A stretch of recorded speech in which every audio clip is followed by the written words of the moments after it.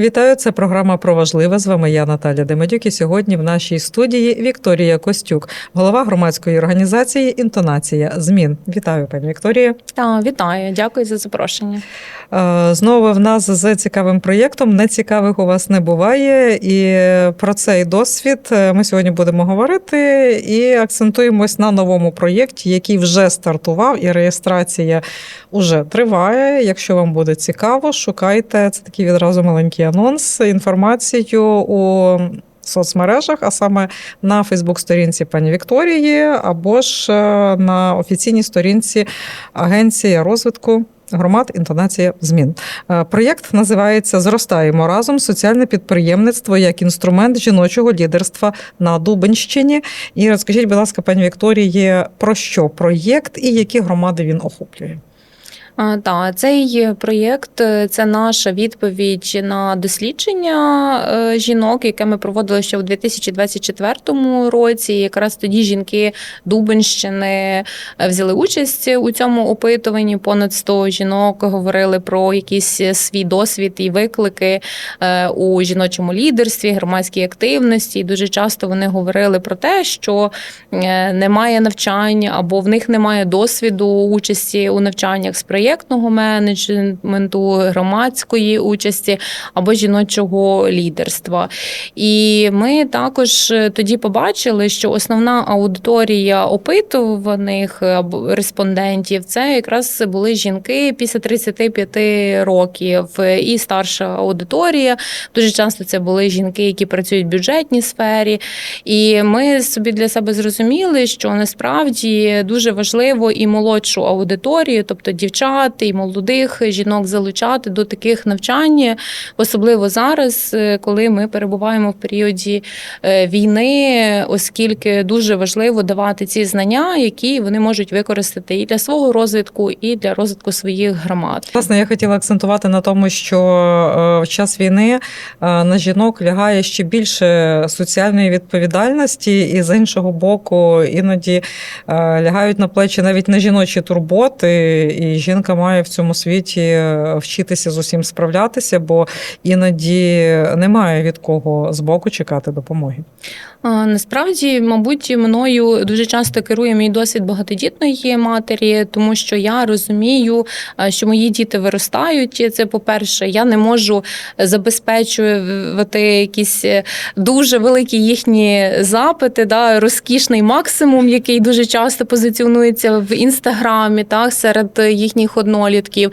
Але, звичайно, ми можемо створити можливості, де молодь може розвиватися. А також я дуже часто бачу жінок, моїх подруг, які трохи старші за мене, або такі, як я, в яких діти закінчили школу, вступили в університет, або вже закінчують університети.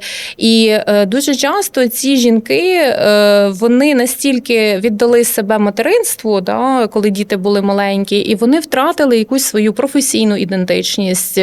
Вони не зреалізували себе в якомусь такому, громадському секторі. Вони побоялися відкрити свою власну справу. Тому що нашому поколінню жінок дуже часто говорили про те, що насправді для того, щоб стати підприємницею, потрібно мати якусь підприємницьку жилку. І особливо зараз, коли діти закінчують школу, коли вони закінчують університети, вони стають, між таких, я би сказала, суспільних бар'єрів або стереотипів, тому що офіціантка сьогодні може заробляти більше, ніж вчителька в школі. І дуже часто ці діти приходять до батьків і говорять, а навіщо мені вища освіта, навіщо мені диплом, як я можу зараз піти в ресторан і одразу заробляти ті гроші, яких ти не заробляєш завдяки своєму червоному диплому. Як ви тоді аргументуєте? Насправді я пішла трохи іншим шляхом. Мій досвід показує, що із дипломом педагогічного працівника можна творити зміни у своєму житті, тому що теж після інституту я працювала у школі, була потім заступником директора школи, потім працювала в органах місцевого самоврядування, але вже з 2019 року я активно розвиваюся в громадському секторі і розумію, що наше життя в наших руках. Але для того, щоб змінити своє життя, середовища, дуже потрібні знання і середовище, яке підтримує і яке допомагає зростати. Власне, про структуру проєкту. Він передбачає навчання теоретичні, практичні, як буде побудований сам процес і що отримають ті жінки, дівчата, хто зареєструється і візьме в ньому участь. Ми шукаємо щонайменше 30 жінок з 3 громад – Смийської, Тараканівської і Дубинської громад, але не обмежуємося лише цими 3 громадами. З інших громад теж можна долучатися. Так, головне бажання приїжджати до нас, і навіть місце проведення цих навчань ми будемо дивитися на географію учасниць, тобто де їм буде зручніше, куди добиратися. І їх чекає 4-тижнева така інтенсивна навчальна програма, де ми будемо розглядати теми жіночого лідерства, проєктного менеджменту, соціального підприємництва, а також адвокації своїх ініціатив на рівні громади. А потім нас чекають практичні воркшопи, де ми спробуємо якісь соціальні проблеми перетворити в бізнес-ідеї або допомогти монетизувати якесь хобі власне і пошукати можливості, де знайти ресурси для того, щоб стартувати якийсь власний проект, а можливо й заснувати власний бізнес. Тому що ми знаємо, що наші жінки доволі талановиті, і попри те, що на них збільшилося навантаження в домашніх справах, але вони все одно намагаються знайти віддушину в якомусь хобі, яке їм подобається. Також ми будемо збирати історії найактивніших учасниць, записувати про них відео, а наприкінці всі зберемося на ретрит спільний, де теж будемо сформувати якісь такі суспільні зв'язки, щоб планувати спільні проекти. Дуже цікавий і важливий проєкт, але є одне але. Вікова категорія – це 16-40. І учасниці мають бути саме цієї вікової категорії. Чому? Тому що цей проєкт ми реалізовуємо спільно з бізнес-мережею сільських жінок України, і якраз наша ініціатива відбувається в рамках такого масштабнішого всеукраїнського проєкту формування молодіжної бізнес-спільноти сільських жінок в Україні, і все-таки він націлений на те, щоб з молодшого віку дати поштовх до такої підприємницької справи, громадського активізму і допомогти все-таки полюбити жіноче лідерство.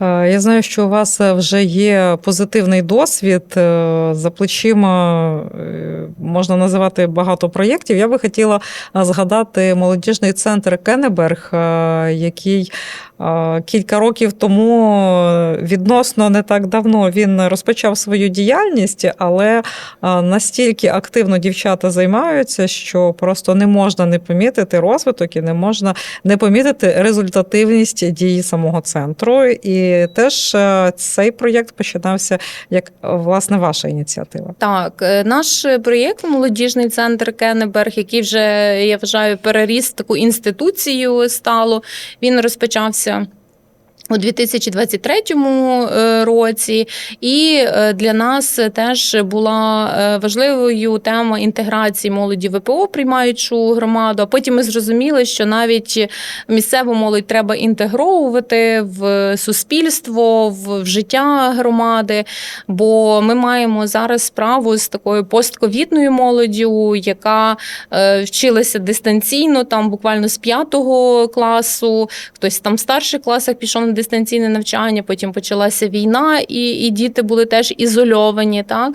І дуже часто вони не вміють навіть спілкуватися один з одним, не говорячи про те, що презентувати якісь свої власні ідеї.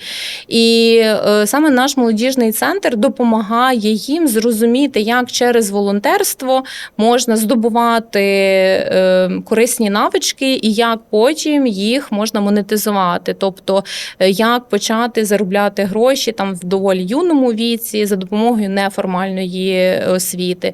І з минулого року ми працюємо як хаб з розвитку соціального шкільного підприємництва, де вчимо розвивати якраз підприємницьке мислення, проектне мислення, щоб будувати цей план реалізації своїх мрій та ідей. Ну, Вікторія, якщо говорити про приклади, наприклад, які ідеї вдалося зреалізувати, іноді людина хоче щось, але не має конкретної своєї думки, що саме. Тобто бажання робити, створювати є, але самої ідеї нема. І, власне, ось ви говорите, передбачає інтенсив і спілкування, і іноді в спілкуванні народжується саме та думка, яка потім перетворюється на власну ідею, на власний бізнес, на чергову успішну історію.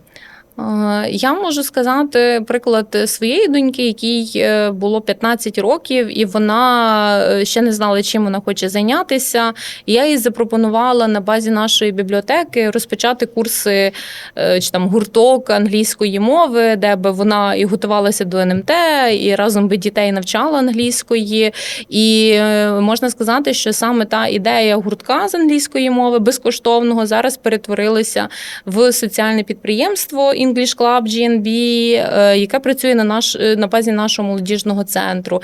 І там вона вже сформувала таку команду старших наставників, які навчають менших діток англійської мови, де вони в ігровому форматі просто допомагають дітям полюбити англійську мову як мову міжнародного спілкування, яка допоможе їм в майбутньому в рамках міжнародних обмінів або саморозвитку. Проєкт «Зростаємо разом. Соціальне підприємництво як інструмент жіночого лідерства» реалізовується за підтримки Фонду демократії ООН. І наскільки важливі взагалі проєкти, які мають підтримку міжнародних організацій, адже мені здається, це вже крок, який наближає нас і до європейських цінностей, але разом з тим відкриває двері і тут в Україні.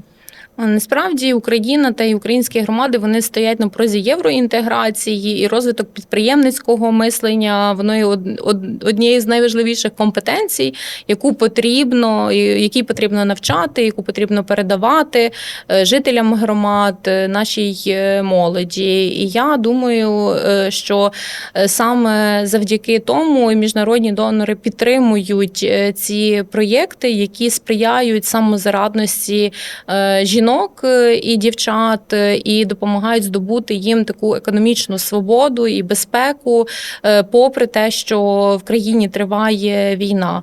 І разом з тим це допомагає жінкам і молоді зрозуміти, де вони можуть реалізувати себе на рівні своєї громади, тобто не виїжджати за кордон. Тому що мені насправді дуже прикро чути, коли молоді жінки виїжджають за кордон працювати на когось за 1000 євро, тому що я вважаю, що цю 1000 євро можна заробити в Україні. Але потрібно знайти свій спосіб, як це зробити, і зрозуміти, чим ці жінки можуть бути корисні своїй громаді. Абсолютно правильно, Вікторія. Ви зазначали, що проєкт в першу чергу стосується таких громад, як Дубенська, Смиська, Тараканівська, але можна долучатися і ближчим громадам, якщо, звичайно, учасниці будуть відвідувати, їм нескладно буде добиратися, їздити і відвідувати заняття.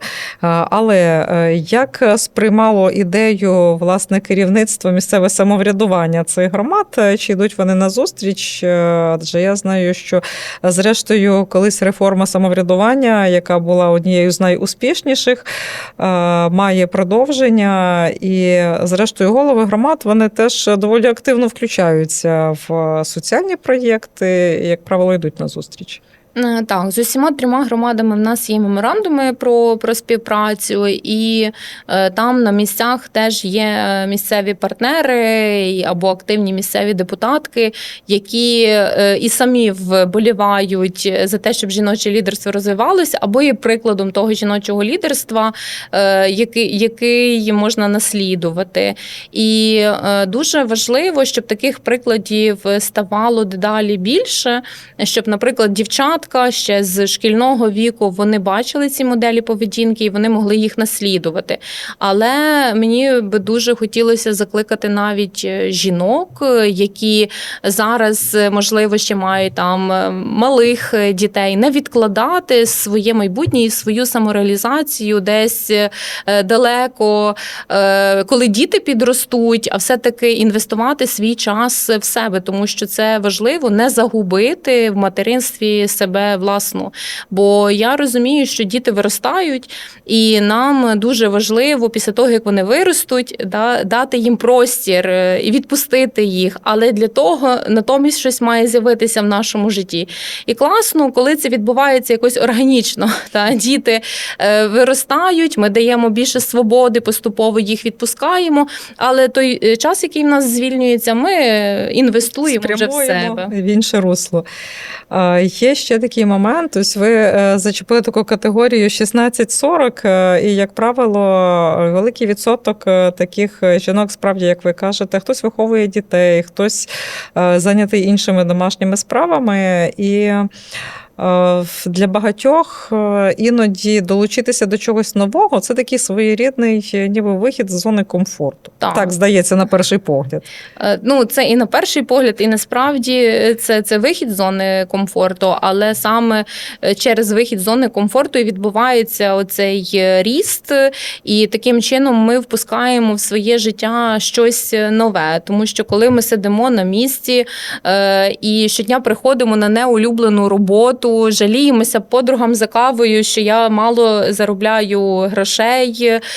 Потім діти приходять, виростають і кажуть: мама, ти мало заробляєш, то я не піду вчитися у заклад вищої освіти. Тобто, коли батьки не реалізуються, в першу чергу матері, то вони не стають авторитетом для своїх батьків. І ось тоді з'являється конфлікт поколінь з сучасною молоддю, де ми не можемо їм показати своїм прикладом, заради чого вчитися. І насправді, коли мої діти кажуть мені, що я не хочу вчитися, то я їм показую свій шлях і показую, наскільки важливою була там моїх 2 вищих освіти для того, щоб я опинилася там, де я є зараз. Тобто метод «ти зобов'язаний чи зобов'язана» вже не працює давно. Так, абсолютно. І зараз я хочу сказати, от моя донька закінчила бакалаврат, і багато хто з її подруг, вони не йдуть вчитися в магістратуру. І моя дочка каже: так може я візьму собі геп-єр, але я їй показую, що оскільки я працюю як тренерка, як підприємниця, я дуже часто беру участь у тендерах на освітні послуги, я показую, що скрізь є вимогою наявність вищої освіти. І не потрібно її теж відкладати в довгий ящик, потрібно своєчасно все-таки отримати цю вищу освіту, тому що вона є якраз хорошим квитком у майбутнє. Ось, власне, ми говоримо про освіту. Я би попросила зупинитись, можливо, трішки детальніше на проєкті і які знання або навички отримують учасниці в ході навчання під час інтенсиву, лекцій і, можливо, практичної частини. Для нашої організації цього року є дуже важливою тема і курс на масштабування і розвиток соціального підприємництва в Рівненській області. Паралельно ми будуємо цілий такий кластер розвитку соціального підприємництва на Рівненщині разом з іншими організаціями і партнерами з інших регіонів. І для того ми зробили навіть дослідження, опитали там 1235 респондентів в Рівненській області, щоб зрозуміти взагалі, які потреби є там в жінок, дітей та молоді. Що показало опитування? Показало, що потрібно все-таки давати розуміння того, а що таке бізнес, так, а що таке соціальні проблеми, а як можна знайти рішення тих соціальних проблем, як ці рішення і соціальні проекти перетворити в бізнес-ідеї, і яким чином можна вивчити ринок, так, щоб зрозуміти, чи ця бізнес-ідея є релевантною для тої чи іншої громади. І ми якраз будемо вчити жінок шукати ці ідеї, дивитися навколо себе, будувати партнерства, розуміти, що таке проєкти, де можна взяти ресурси, тобто це не обов'язково мати великі бюджети, і як взагалі будувати план реалізації своїх мрій та ідей. Як почати, і певно, що як не загубитися в бюрократично-юридичному морі? Я думаю, що люди, вони істоти ледачі, це по-перше. А по-друге, ми дуже часто любимо все ускладнювати.